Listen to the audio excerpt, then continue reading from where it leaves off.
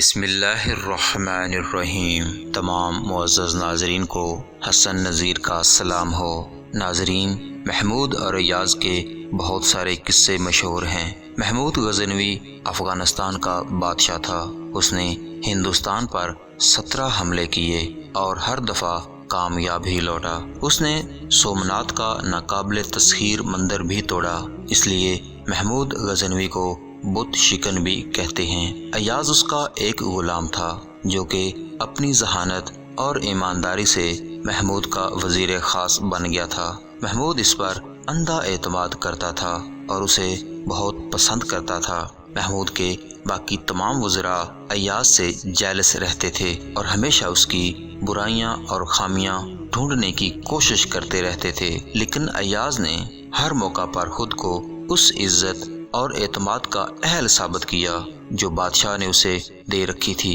ایک دفعہ محمود کے تمام وزراء نے مل کر ایاز کی غیر موجودگی میں بادشاہ سے یہ شکایت کی کہ ایاز ایک ادنا غلام ہے اور باقی تمام وزراء بڑے خاندان اور نام و نسب سے تعلق رکھتے ہیں۔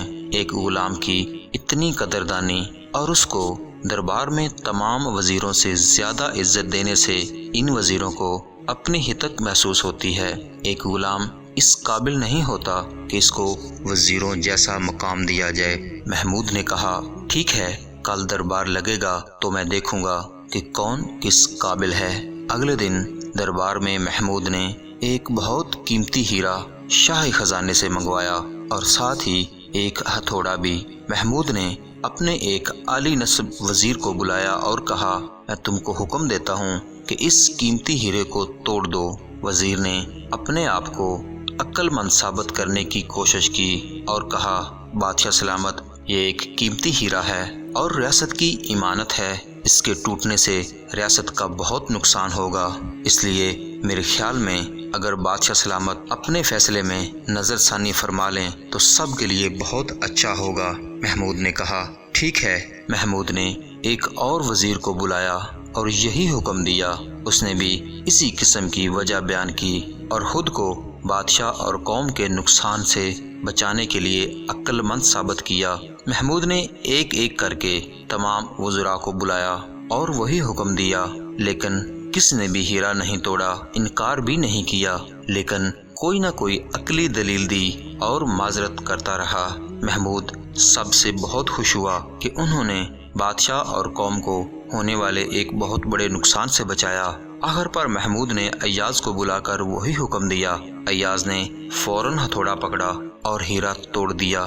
پورے دربار میں دہائی مچنے لگی کہ ایک غلام اور چھوٹی سوچ کے انسان نے اپنی کم عقلی سے اتنا بڑا نقصان کر دیا ہے، اس کو کڑی سے کڑی سزا دینی چاہیے۔ بادشاہ محمود خود بھی ایاز پر بہت برہم ہوا اور اس نے ایاز سے ہیرا توڑنے کی وجہ پوچھی تو ایاز نے ایک زبردست اور تاریخی جواب دیا اور پورے دربار کا منہ بند کر دیا۔ ایاز نے کہا، بادشاہ سلامت، میرے لیے آپ کا حکم اس ہیرے سے بہت زیادہ قیمتی ہے۔ اگر ہیرا نہیں توڑتا تھا تو آپ کی نافرمانی ہوتی تھی، اور اگر ہیرا توڑ دیتا تو قومی خزانے کو کچھ نقصان پہنچتا، لیکن کچھ نقصان پہنچنا آپ کا حکم کی نافرمانی سے میرے لیے بہتر ہے۔ ناظرین، اگر آپ کو میری یہ ویڈیو اچھی لگی ہے تو پلیز میرے چینل کو سبسکرائب کر کے بیل آئیکن کو دبا دیں۔ اللہ تعالیٰ آپ سب کا حامی و ناصر ہو۔